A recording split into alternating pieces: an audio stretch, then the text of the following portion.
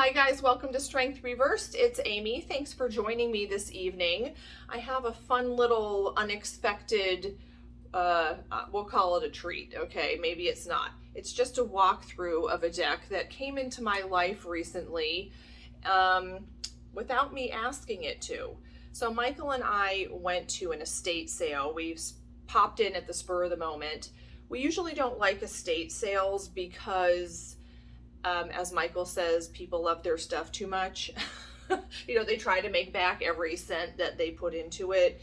And this one was run by the family because the woman was moving and the prices were reasonable. So Michael found a piece of art that he was very excited about, and he lent me a whole $1 so that I could purchase the Flower Therapy Oracle cards by DV and Robert Reeves.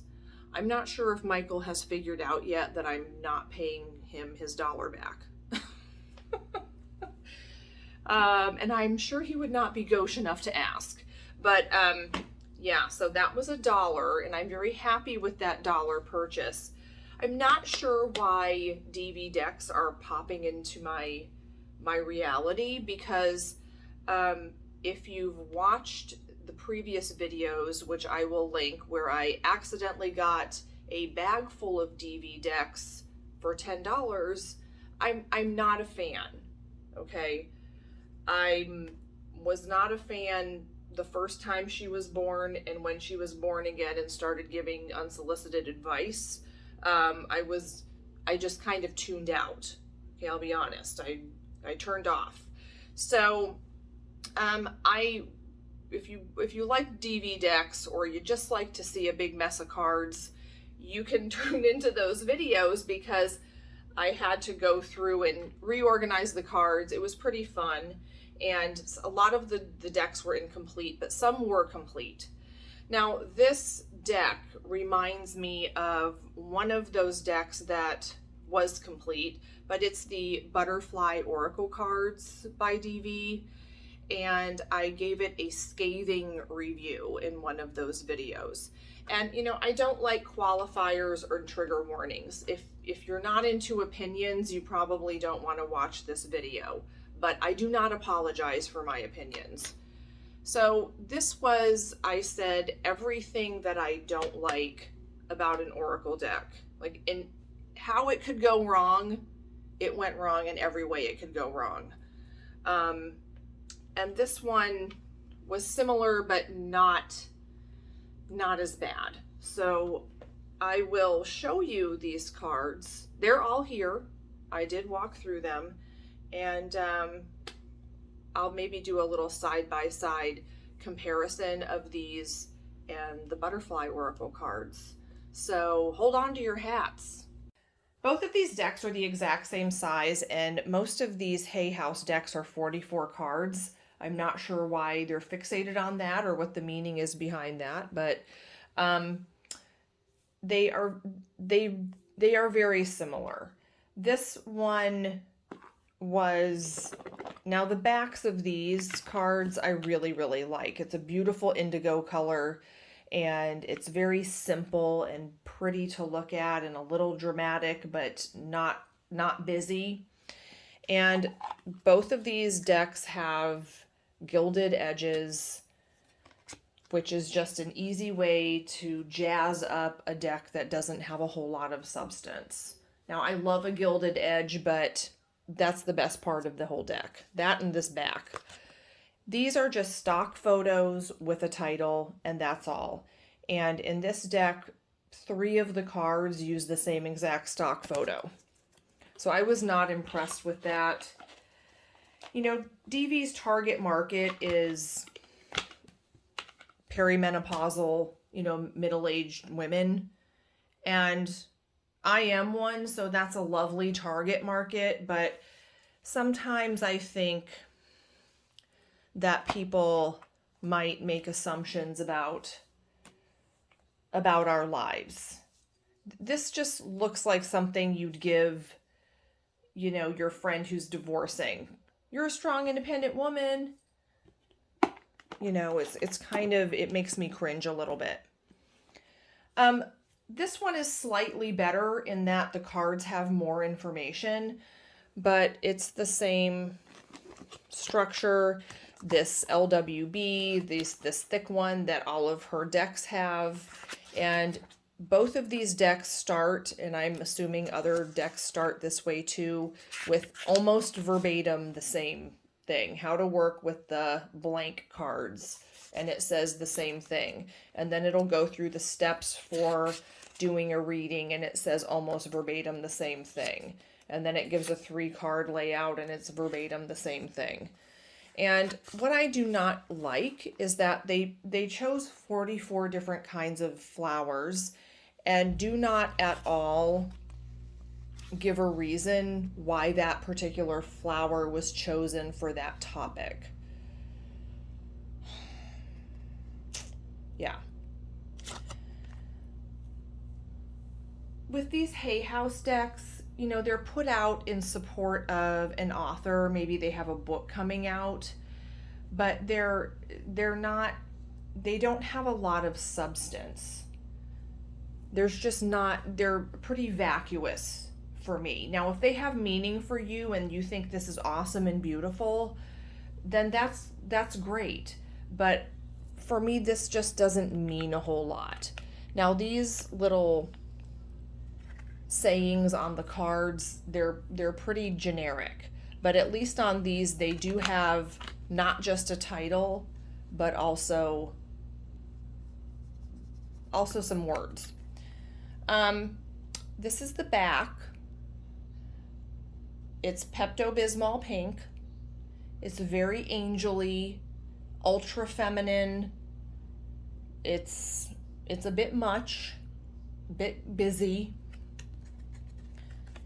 And then we have just the most generic, you know, buzzwords that could be applied to any situation. Balance, work, rest, and play. The Yellow Rose of Texas. It's important for you to have fun along with fulfilling your responsibilities. Now, you could say the words no shit after every single one of these cards. No shit, DB. It's not even DV. She probably didn't have a hand in any of this. This is the kind of thing that could be made by a graphic artist in an afternoon. If someone had a relationship with flowers and knew some of the meaning behind flowers and went out and photographed these flowers and really meditated on each one and thought about what this meant for them or what came up and then made an oracle deck like that, there's some love in that. There's some magic in that. There's just no magic in these cards for me. Balanced friendships. You know, your friendships work best when there's an equal share of giving and receiving. Again, no shit. Okay, let me just take these out of the box.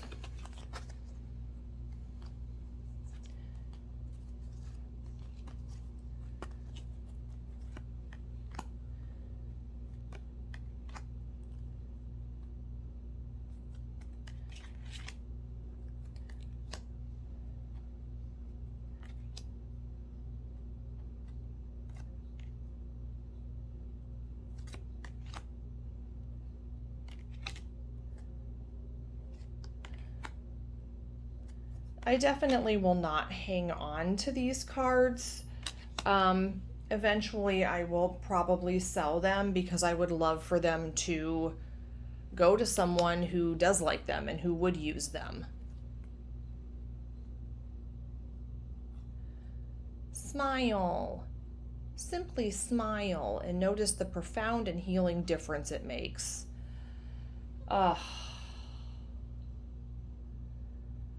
Isn't that the worst? Don't tell me to smile.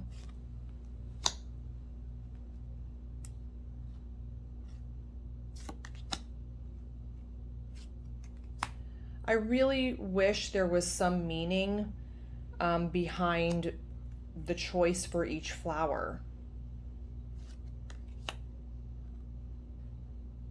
Like, why is a snapdragon about releasing anger?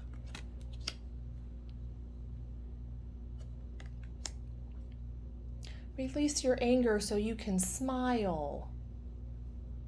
Barf.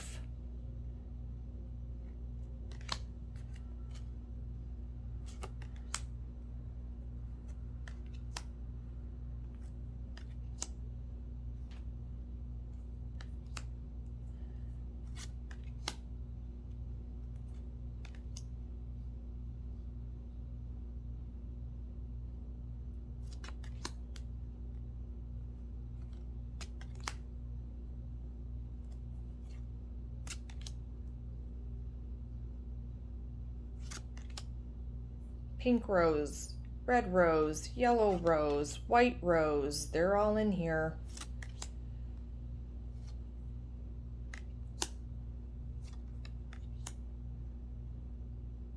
Why is a yellow lily about financial healing?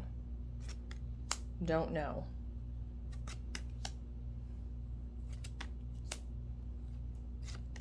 I think the messages here are pretty generic and really could apply to anyone on any day. But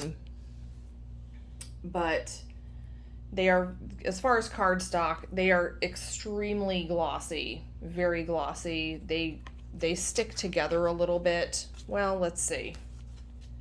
Yeah, they're a little bit sticky. And I will tell you, the stock itself is pretty, it's not totally unfortunate. It's not super bendy and cheap. It is a little bit thicker and is a little stiffer. So I do like that. But I will sell these and make a couple bucks. And maybe it will be able to fund some lovely tarot deck that I do love. So not my bag. If it's your bag, cool. Let me know in the comments either way. I tried not to be too snarky, but it's been a long week and yeah. So, okay, you guys. Thanks so much for joining me for my estate sale find. And I will talk to you next time. Bye.